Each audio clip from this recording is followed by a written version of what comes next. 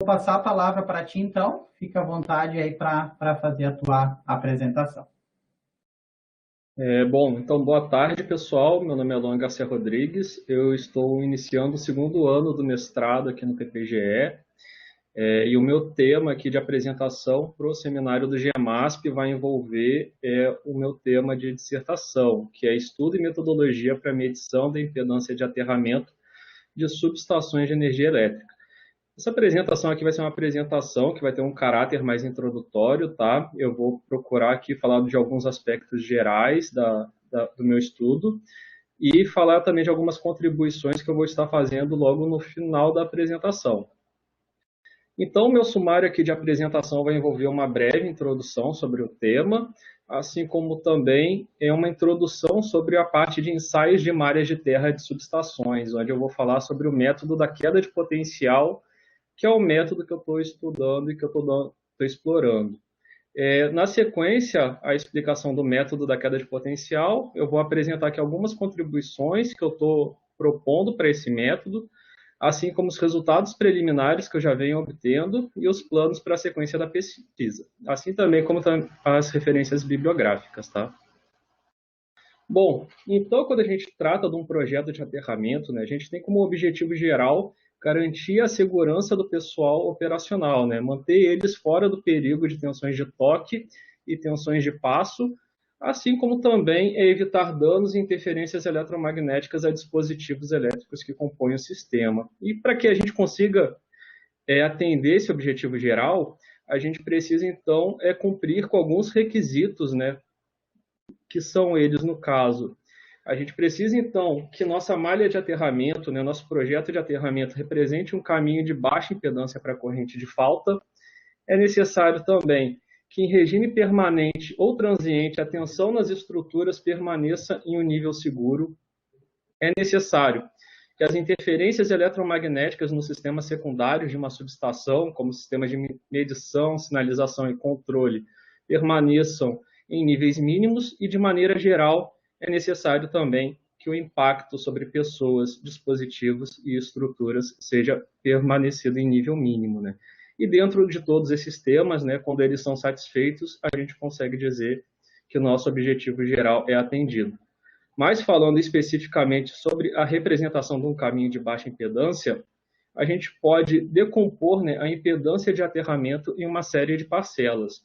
No caso da impedância de aterramento, né, a gente poderia estar falando dela se a gente estivesse pensando tanto em regime transiente quanto em alta frequência. Aqui, para critério de simplificação, eu vou tratar dela como resistência de aterramento, né, dando a ideia de que a gente vai estar trabalhando aqui em baixa frequência ou em regime permanente, tá? E a resistência de aterramento ela pode ser decomposta em uma série de parcelas, né, como a resistência própria da malha de aterramento, a resistência própria dos condutores de aterramento, a resistência de contato entre os condutores de aterramento e os dispositivos aterrados. Também pode ser decomposta uma parcela que é a resistência de contato entre a malha e o solo. E, por final, mais importante, é também decomposta uma parcela que é a resistência de dispersão da corrente no solo. E por que essa parcela é a mais importante dentro das 5 parcelas apresentadas aqui? Bom, ela é a mais importante porque a resistividade do solo é maior que a resistividade dos condutores, tá? Então, isso acaba fazendo dela a maior expressão dentre as 5 propostas aqui. E, normalmente, num projeto de aterramento, essas 4 expressões anteriores, né, essas 4 parcelas de resistências aqui, elas podem ser desprezadas e a gente pode estar trabalhando apenas com a parte da resistência de dispersão da corrente no solo e, consequentemente, o solo é um parâmetro importante dentro de um projeto de aterramento. Dito isso, então, uma linha normal de trabalho quando se trata da questão de aterramento é realizar, primeiramente, a medição da resistividade do solo, né? E para isso vai existir uma série de métodos e metodologias que nos permite obter esses valores de dados. Após obter, então, os valores da resistividade do solo, a gente pode, então, ir para a etapa de interpretação desses valores, né? Para poder dizer qual tipo de modelo vai ser aquele modelo que vai ser mais fiel às medições realizadas, né? Será que o nosso solo pode ser, por exemplo, representado no modelo homogêneo, ou será que seria necessário fazer a representação dele em modelos estratificados em 2, 3 ou N camadas, né? Então, a escolha do modelo aqui vai depender muito da interpretação dos valores medidos. E por que essa etapa aqui é uma etapa importante, né? Porque se nossa medição nos mostrar que nosso solo precisa ser representado em 3 camadas e a gente representar ela em 2, a gente vai estar associando aqui um erro na representação do solo, né? E esse erro, consequentemente, ele é propagado para o projeto de malha de terra e, eventualmente, ele também vai ser propagado para a parte de ensaios de malhas de terra, né? Que é a parte aqui que eu pretendo estar abordando na minha dissertação. Então, de maneira geral, né, toda etapa aqui que envolve a caracterização do solo vai influenciar nas demais etapas de um projeto de aterramento. E por isso a gente acaba precisando ter muito cuidado na hora de fazer essa representação. Bom, dito isso, né, a gente pode entrar agora na parte dos ensaios de malhas de terra para subestações, né? E o objetivo de se medir a resistência ou a impedância de aterramento de subestações inclui, em parte, né, verificar se os resultados provenientes de métodos analíticos e numéricos são compatíveis com o sistema real, né? Então, a gente precisa ver se toda aquela estimativa do modelo do solo, do projeto e, consequentemente, da medição está aderente, né? Tanto em termos de projeto quanto em termos de sistema real. Também é necessário realizar os ensaios, né, para verificar periodicamente se as condições da resistência de aterramento, assim como também é utilizado esse ensaio para verificar a elevação de potencial no solo e determinar a distribuição de potencial na subestação e na região circunvizinha. Isso aqui para termos de proteção, né? Também é necessário fazer todos esses ensaios para verificar se os dispositivos contra descargas atmosféricas são adequados, assim como os dispositivos do sistema de medição são adequados também, né? Do sistema secundário são adequados. Bom, aí trazendo tudo isso, né, o método que eu vou estar explorando é o método da queda de potencial, tá? Esse aqui não é o único método existente para fazer a questão dos ensaios de malhas de terra, mas ele é um que vem tendo sua implementação bastante difundida aí na literatura, né? E como é que funciona esse método? Bom, esse método aqui a gente então, tem na localização G a nossa malha de terra, a gente vai ter aqui uma série de componentes que vão representar aqui, podem representar, né, ou um terrômetro, ou um gerador de surto com osciloscópios associados, né? E esse dispositivo aqui ele vai injetar uma corrente na malha de terra para que a gente possa realizar a medição tanto da corrente quanto a elevação de potencial nessa malha de terra, e tendo tensão e corrente, consequentemente, a gente consegue medir resistência, a resistência ou a impedância de aterramento, né? Junto a esse subsistema, né, a gente precisa de um eletrodo auxiliar de corrente e um eletrodo auxiliar de potencial. Tá? Então, a configuração do método da queda de potencial ele é bastante simples, mas que envolve algumas limitações, conforme a gente vai estar vendo na sequência. Bom, então, o que traz o método da queda de potencial? Tá? O primeiro ponto é como a gente pode configurá-lo. Então, aqui nesse método, nessa imagem aqui resumida, né, num aspecto longitudinal, a gente pode colocar o eletrodo de potencial em 3 posições diferentes, conforme eu vou estar explicando aqui na sequência, né? Mas cabe ressaltar que dentro do uso do método da queda de potencial, o eletrodo de corrente ele fica fixo, enquanto o eletrodo de potencial é um dispositivo móvel, né? A gente movimenta ele ao longo de um determinado espaço, tá? Então, começando da maneira assim mais introdutória possível, o objetivo do uso do método da queda de potencial é identificar a região onde a gente vai estar conseguindo medir a resistência real da malha de aterramento. E para isso, vamos imaginar aqui que a gente vai estar fazendo a disposição do eletrodo de potencial em uma série de espaços aqui, no sentido contrário ao sentido do eletrodo de corrente. Então, quando a gente fizer essa série de medições, a gente vai obter essa série de resultados aqui da imagem à direita. Percebam que, na medida que a gente vai espaçando o eletrodo de potencial da malha de aterramento, a resistência tende a crescer, porém, ela encontra um patamar, né? O patamar dela tangencia a resistência real da malha de aterramento. Isso porque, na medida que a gente afasta o eletrodo de potencial, né, a diferença de potencial nesse eletrodo aqui vai ser zero, tá? Então, o potencial vai estar todo sobre a malha e com isso a gente vai estar medindo a resistência real aqui, né? Porém, para essa configuração aqui em específico, né, a configuração aqui do eletrodo P1, existe uma questão que a gente precisa de uma dada distância que vai ser D mais X, né? Então, aqui já entra um ponto importante a ser considerado. A gente precisa de um espaçamento maior que para outras configurações. Mas essa primeira configuração aqui é interessante, né? Porque ela nos retorna, então, a região de patamar, que é a região que nos permite mensurar a resistência real.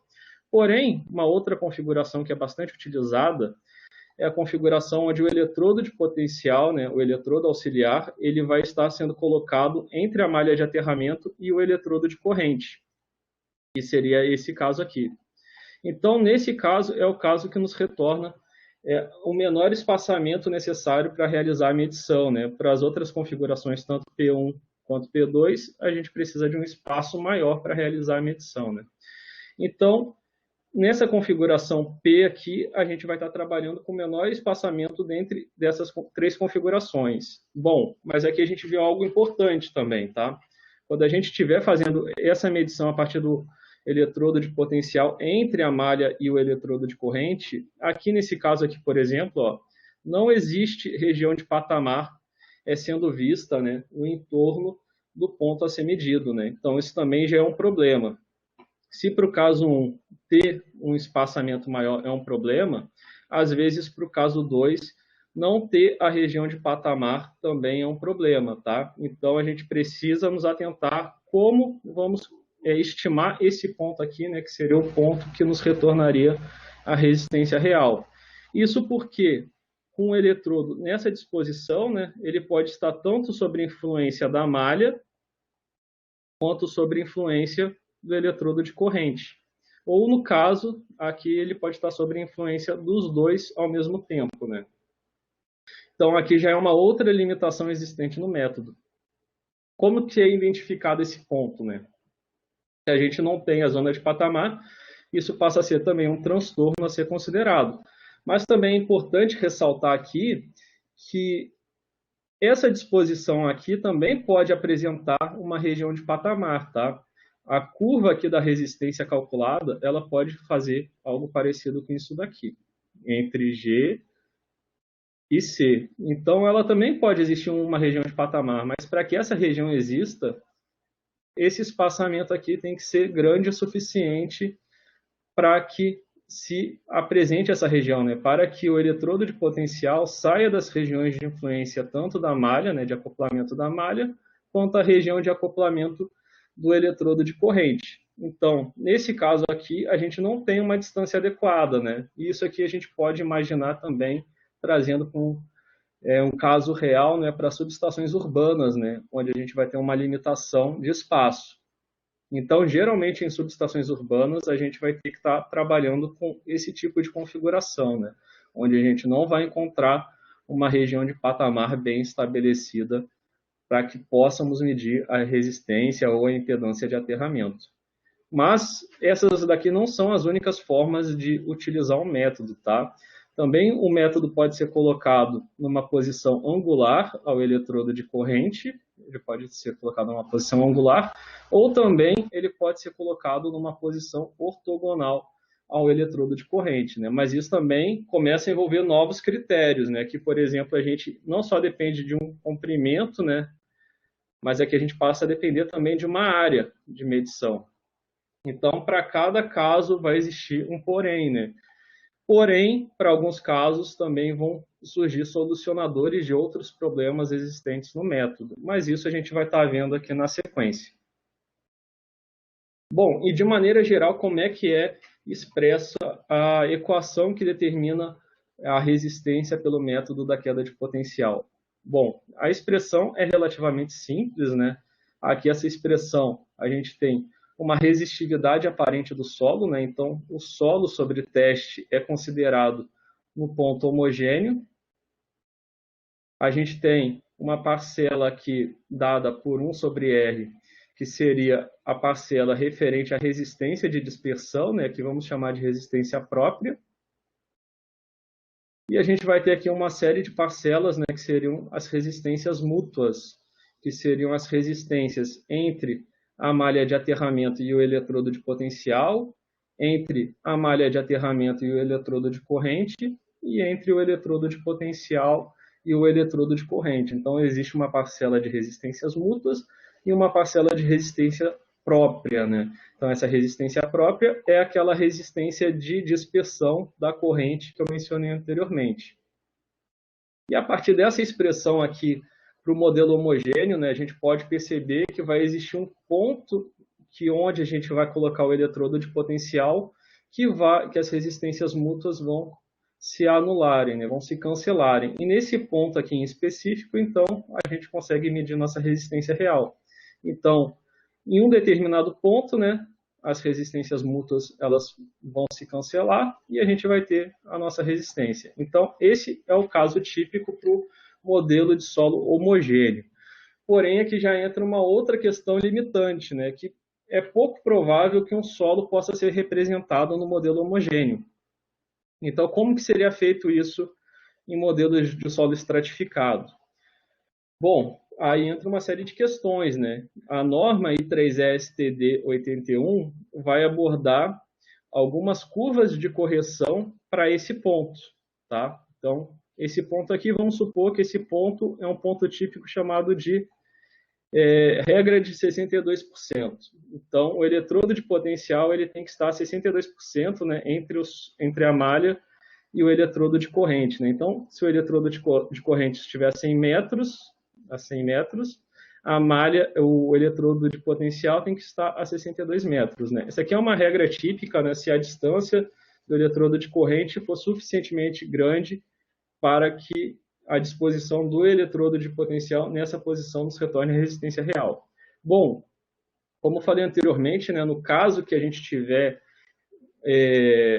uma restrição de espaço, essa regra já não é mais satisfeita, né? Então, o solo passa a influenciar um papel nesse posicionamento do eletrodo de potencial. Então, isso também é um ponto que influencia na medição e que a gente precisa estar levando em conta, tá?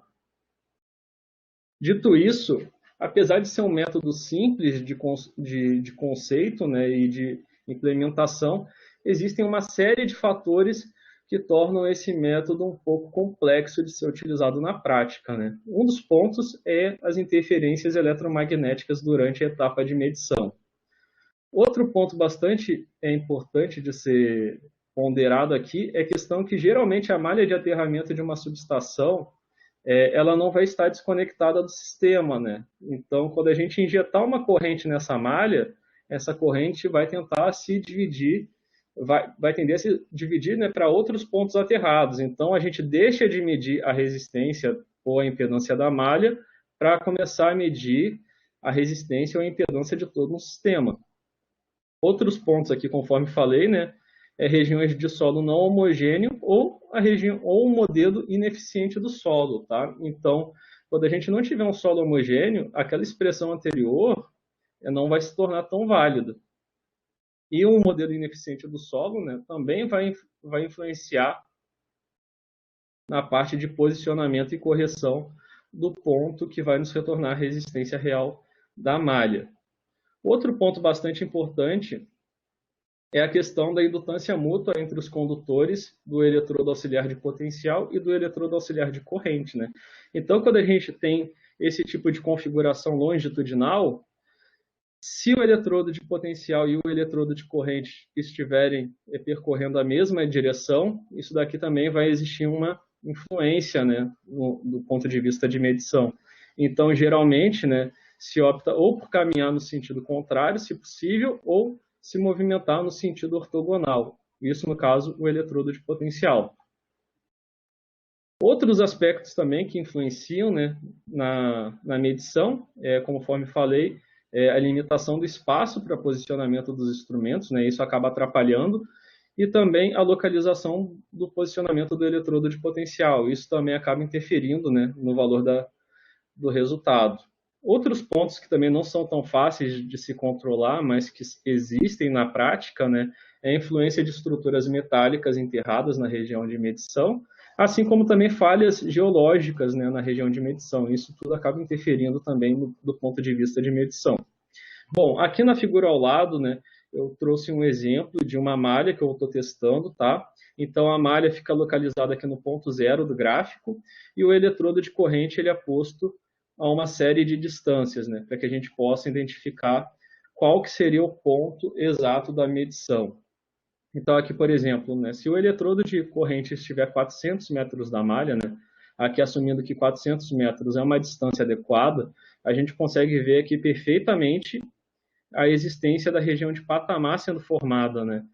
E isso é um ponto de grande auxílio, né? Porque encontrar pontos associados próximos, né, não vai interferir aqui num erro associado muito grande.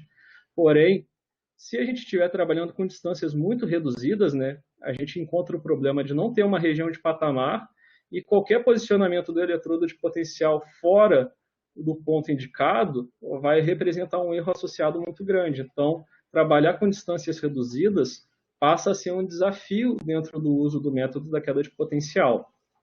Então, na minha dissertação, até o presente momento, eu estou buscando solucionar essas questões aqui, né? Tanto de regiões de solo não homogêneo, quanto da limitação de espaço.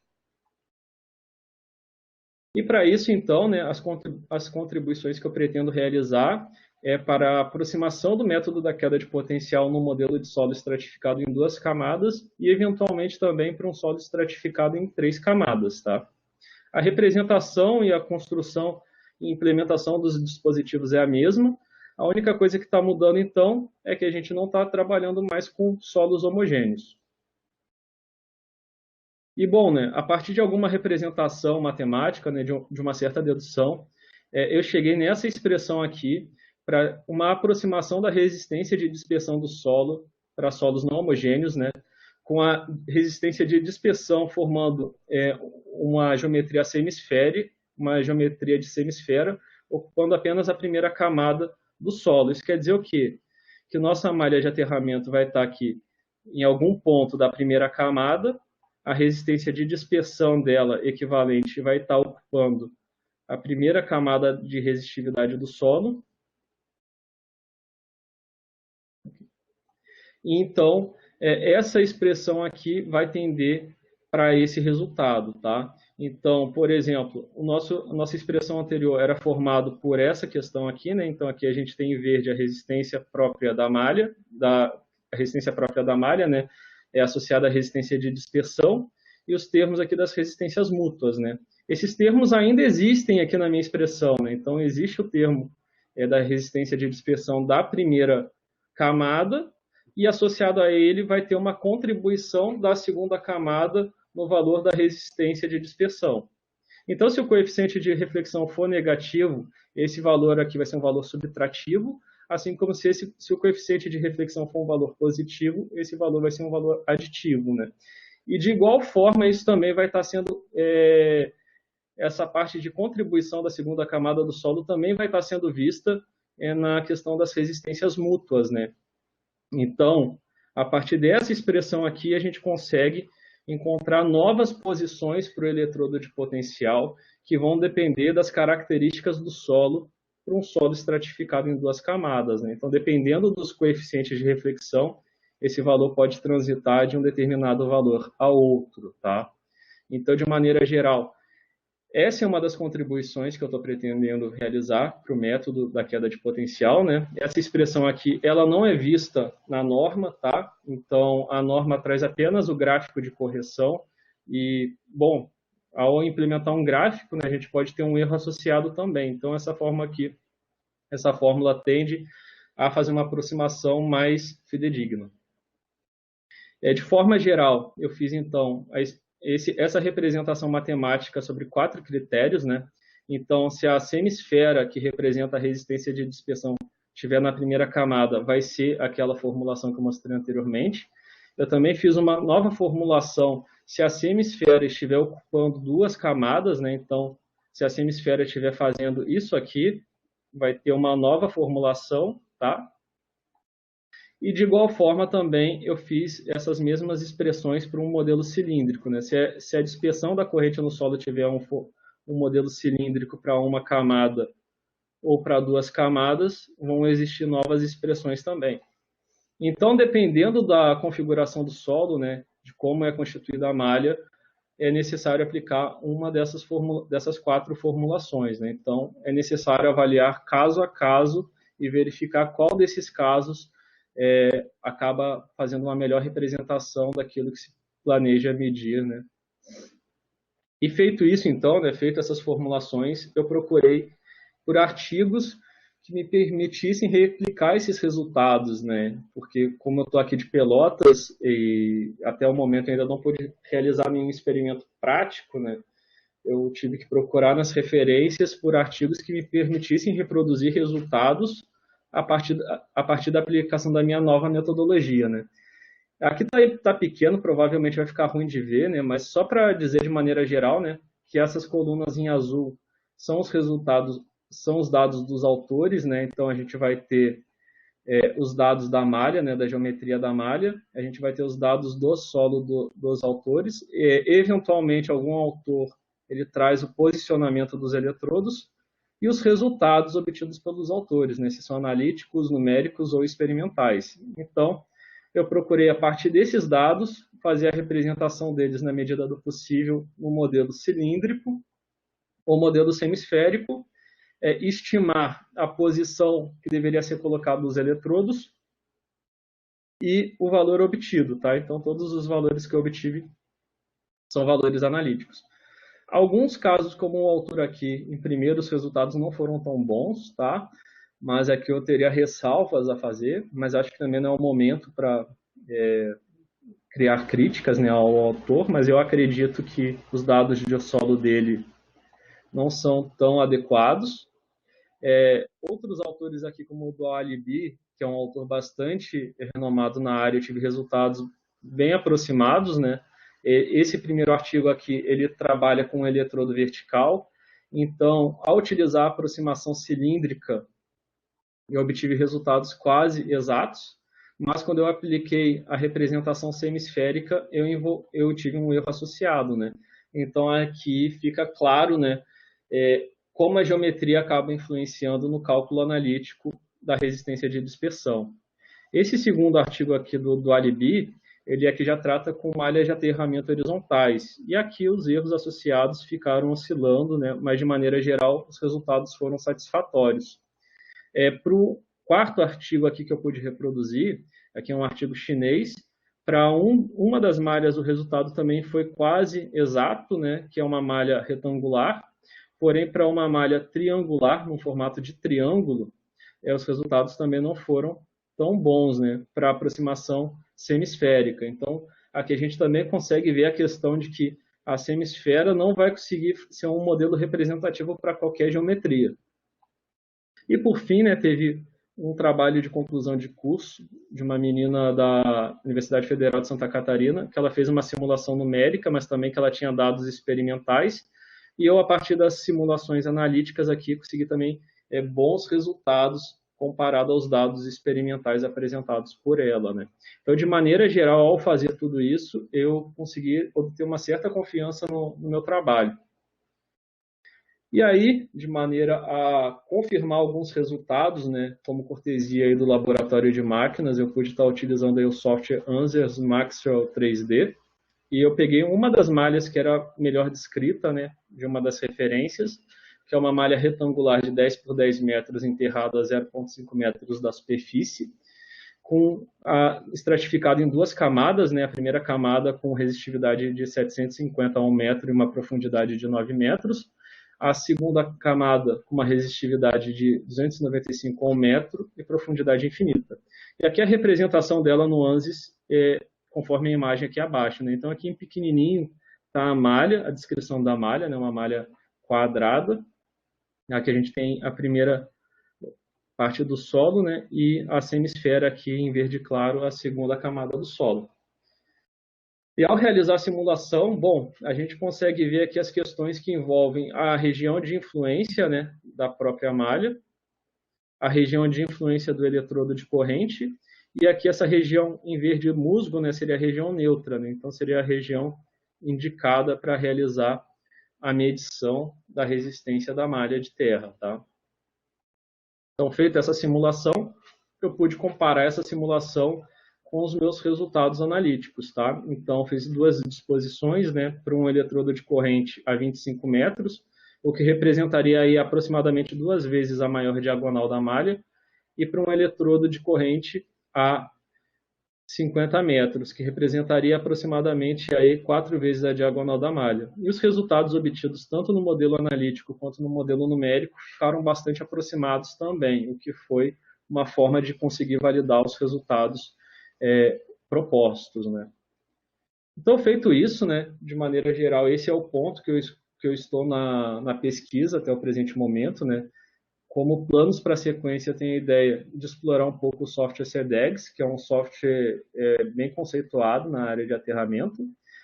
Um ponto que eu venho trabalhando nos últimos dias é a posição do eletrodo de potencial em um solo estratificado em 3 camadas. Isso aqui não existe sendo apresentado na literatura, né? Então aqui é uma contribuição que eu pretendo realizar para a implementação do método da queda de potencial, né? Onde seria disposto o eletrodo, né, em um solo estratificado. E é importante ressaltar, né, que num solo estratificado em 3 camadas vai mudar a posição se comparado a um solo estratificado em 2 camadas ou homogêneo. Mas isso aqui ainda está em análise com o professor Daniel, com o professor Teló. Então isso aqui ainda é um ponto que está sendo discutido. E também tenho como planos fazer a validação das minhas contribuições a partir de um experimento real. Né? Então, na medida do possível, né, se surgir recursos e a compra dos recursos, e esses recursos puderem vir a Pelotas, eu pretendo construir uma malha de teste, realizar a medição da resistividade do solo, fazer a representação dele, seja no modelo de 2 ou 3 camadas, construir a malha de aterramento e medir a resistência implementando a metodologia que eu estou propondo. Né? Então, essa aqui é a ideia de sequência para a minha dissertação até o presente momento. Alguma coisa pode mudar, mas, de maneira geral, é isso. As referências aqui que eu utilizei para fazer essa apresentação. E é isso, pessoal. Agradeço aí a disponibilidade e o tempo de todos.